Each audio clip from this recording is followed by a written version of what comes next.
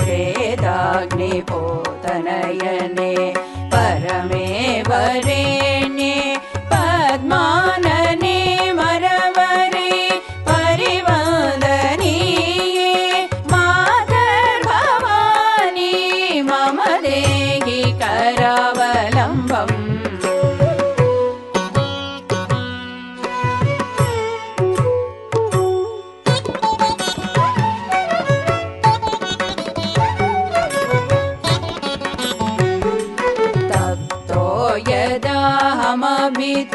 यदाहमभितस्त्रिविधैश्च तापैः सम्पीडितो हि परितो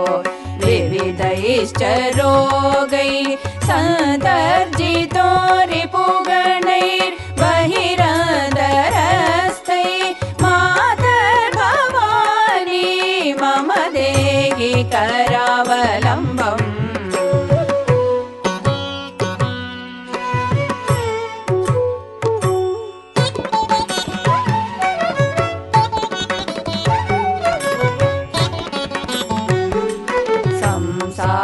सागर जले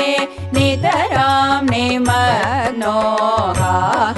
कथमहो परिरक्षणं स्यात् विश्वाभिवन्द्यचरणे परमेश्वरी त्वं मातर्भवानी मम देहि करावलम्बम्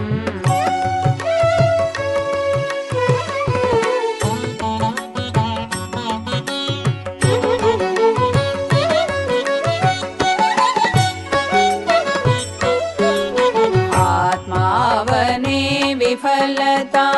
अनुभूय नित्यं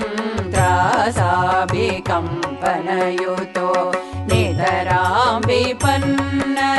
किं वा करोमि किमहो करणीयमेतत्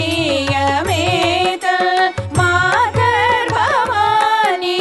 मम देहि करावलम्बम्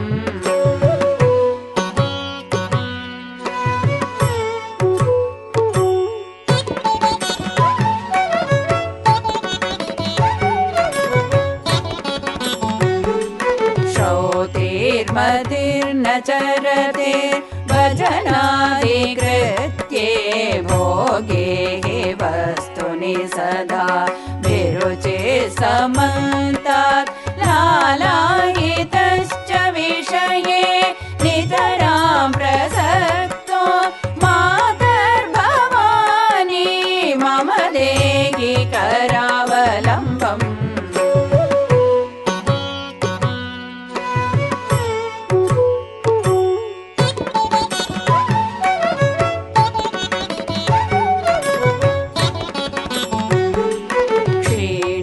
चरा कवलित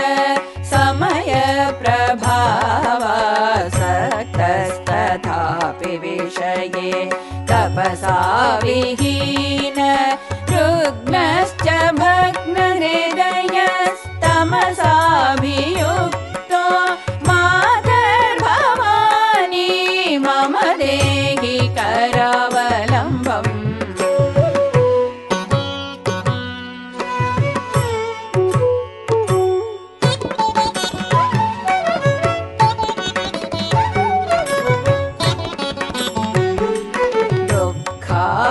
तप्त मनस क्व गतिर्भवेन्मे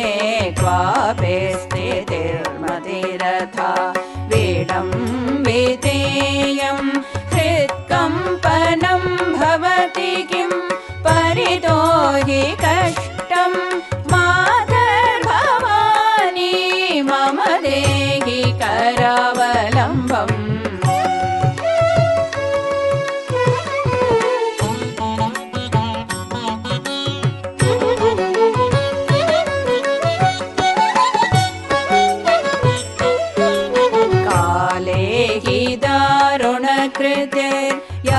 यमराजदूत पाशैर्निबद्धवपुषं नितरां निगृह्य यावन्नयाति तरसा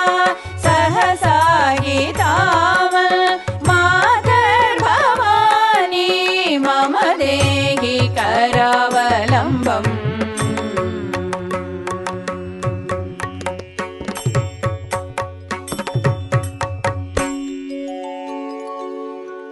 अष्टभुजा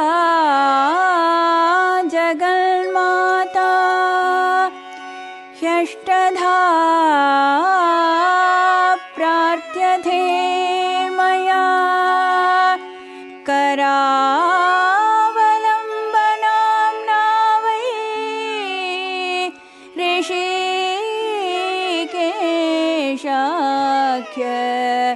भिक्षुणा।